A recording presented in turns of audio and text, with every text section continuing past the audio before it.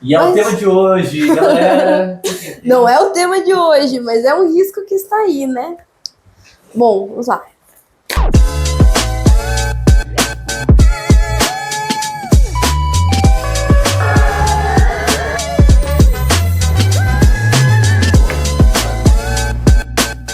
Você sabe qual é a diferença entre custo e investimento? Custo é o que a gente tem depois do desastre. Investimento é o que a gente faz para que ele não aconteça. Hoje, no dia que a gente está gravando esse vídeo, é o dia 13 de outubro, que é o dia que a ONU decretou como Dia Mundial da Redução de Riscos de Desastres. E você deve estar pensando, né? No Brasil, por que a gente vai pensar sobre isso? Mas é aí que mora o erro, que a gente tem muitos riscos e todo ano a gente tem uma série de prejuízos com desastres ambientais, desastres naturais, desastres de natureza humana. A CNM, que é a Confederação Nacional dos Municípios, ela fez um estudo bem grande dos últimos 10 anos que traz essa relação entre o prejuízo monetário, mas também o prejuízo humanitário dos desastres no Brasil. E olha, esse panorama é muito grande, realmente eu vou ter que ler para vocês porque o número é gigante. Então, foram cerca de 418 milhões de pessoas afetadas por desastres nos últimos 10 anos. Então, é muita gente, isso em todo o território nacional. E somando o prejuízo disso tudo, dá mais de 639 bilhões de reais, tá? Só com o prejuízo relacionado à infraestrutura, à realocação de pessoas que perderam as casas, o prejuízo ambiental também, né, de toda essa reconstrução do território, da mata ciliar. Isso depende, obviamente, de qual foi o tipo de desastre, mas ainda assim é uma somatória enorme. E quase todos esses desastres são relacionados à seca, à chuva, não somente, né, a enchente é o que acontece depois da chuva, mas esses desastres são quase todos relacionados à seca e à chuva, até porque enchente não é só isso, né? Ainda tem deslizamento, existem outras coisas que podem acontecer no meio desse processo. E não para por aí. Inclusive, esse mesmo estudo, né, e mais um compilado que eles trouxeram depois, indica também que a maior parte das cidades do Brasil não estão preparadas para os impactos da crise climática. Ah, Érica, mas o que tem a ver uma coisa com a outra? Bom, boa parte desse número gigante, né, de prejuízo com os desastres está acontecendo por conta dos impactos da crise climática. Então, cada ano que passa, esses riscos estão aumentando e, obviamente, a gente já tem uma série de órgãos que já estão emitindo esse tipo de alerta, mas ainda assim as cidades não estão preparadas. Novamente, eu vou precisar ler para vocês os dados. Então, a CNM disse que são 68% dos municípios brasileiros alegam não estar preparados para os desastres e, além disso, 57% indicam não ter nenhum sistema de alerta, nem móvel, nem fixo, nem nada. Não tem nenhum sistema de monitoramento da Defesa Civil. Como se já não fosse o suficiente, cerca de 2.801 municípios já estão classificados por esse estudo como estado de alta vulnerabilidade climática. E se você pensa que a sua cidade não está nesse panorama, é aí que você está muito enganado,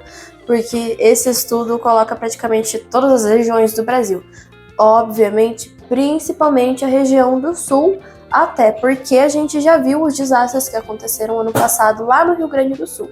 E eu não vou nem falar todas as cidades nesse vídeo, senão ia ficar um minuto inteiro só falando da lista que a CNM trouxe das cidades que podem ser afetadas. Eu recomendo, inclusive, que vocês corram dar uma lida nesse panorama deles, porque é informação que é válida para todo mundo e não somente para as organizações governamentais. Mas enfim, então se a gente tem esse dado gigantesco de prejuízo, de pessoas afetadas, de cidades que estão em estado de alerta, quanto tempo mais a gente vai ter que esperar para preparar as cidades? Quantas vidas terão que ser prejudicadas? E o que falta, né, para a gente construir esse estado de resiliência?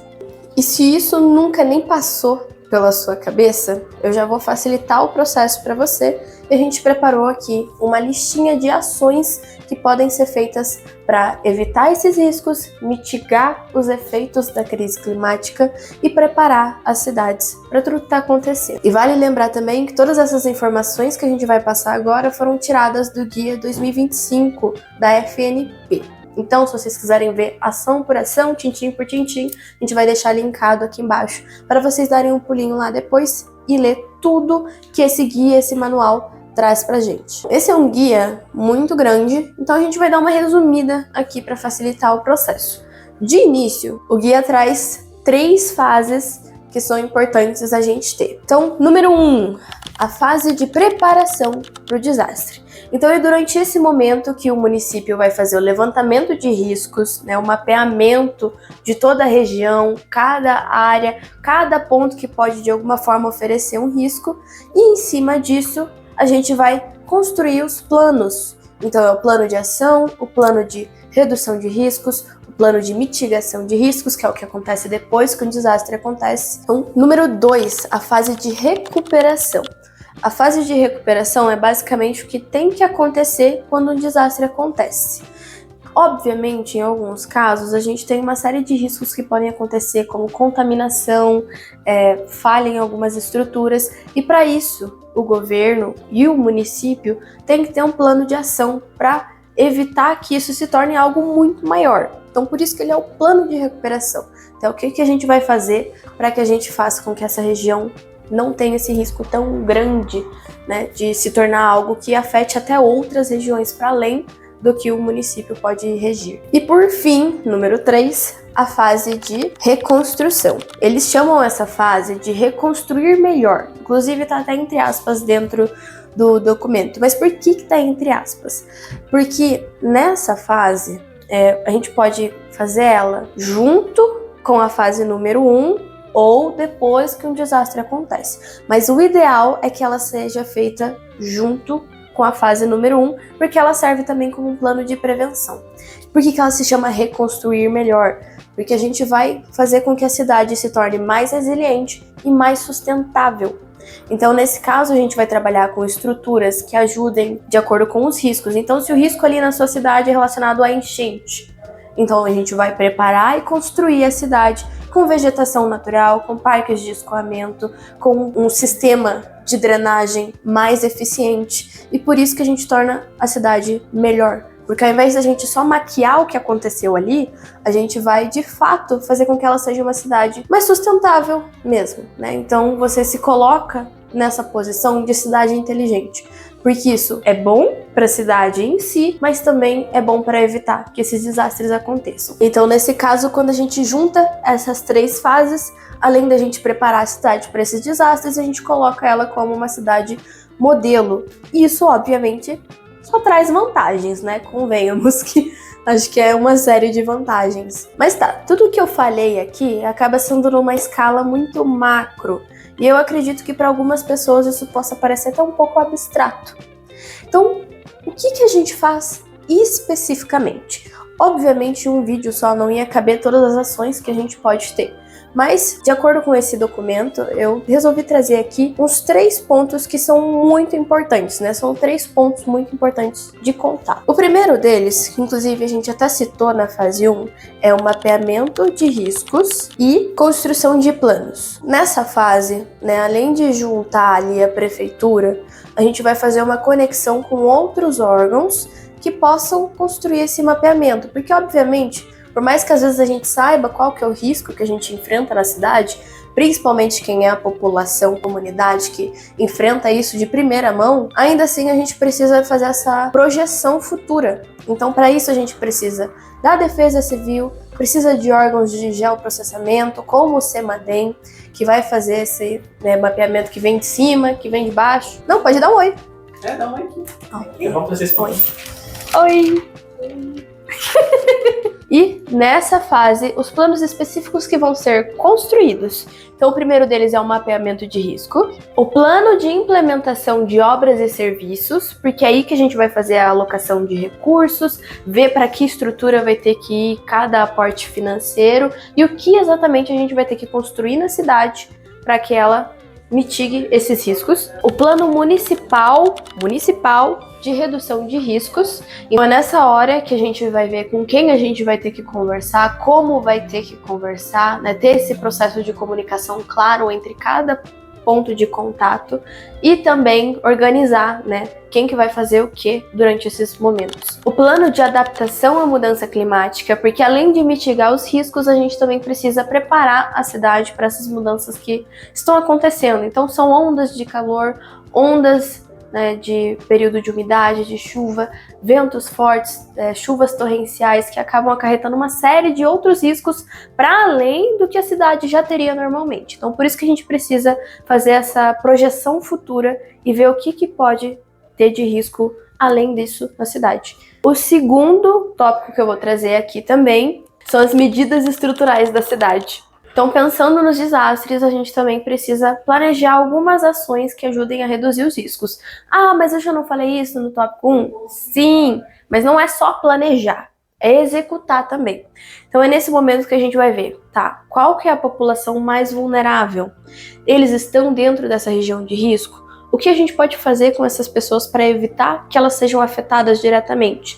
Então, é nesse momento que a gente faz esse planejamento de realocação dessas pessoas, tem um olhar mais atento para essa parte social, ambiental, cultural, e a gente sabe que essa hora acaba sendo muito sensível, né? Então a gente precisa ter esse olhar muito atento nesse momento, e que acaba sendo um pouco diferente do processo de planejamento, porque exige essa comunicação, exige esse processo de conscientização e esse processo de ação física mesmo. E nesse momento existe também a realocação de estruturas físicas, né? Então, se existem prédios que estão em áreas de risco, existem órgãos que estão atuando ali em áreas que podem ser afetadas diretamente, a gente também precisa realocar eles.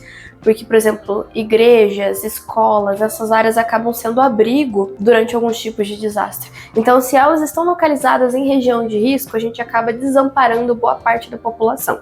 Então, isso também precisa ser planejado nessa fase. E, por fim, sistemas de monitoramento e alerta. Como a gente falou ali no começo do vídeo, existem muitos municípios que não têm isso, sendo que o governo também tem alguns sistemas de comunicação que ajudam a gente a ter esse panorama do que pode estar acontecendo ambientalmente, mas ainda assim os municípios precisam ter o seu sistema próprio, né? Então são mais de 2.000 municípios que não têm esse sistema, são 2.000 casos de risco que não estão sendo monitorados.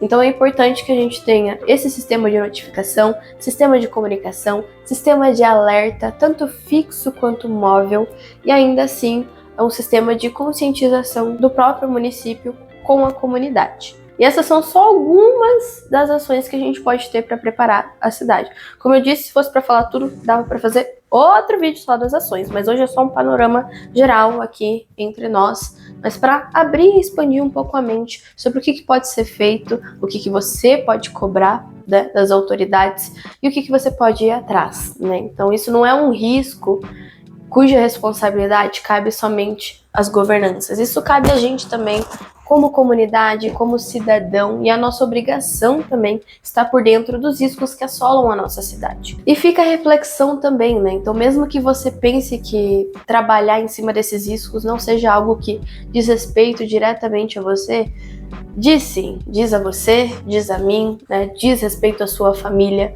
aos seus vizinhos.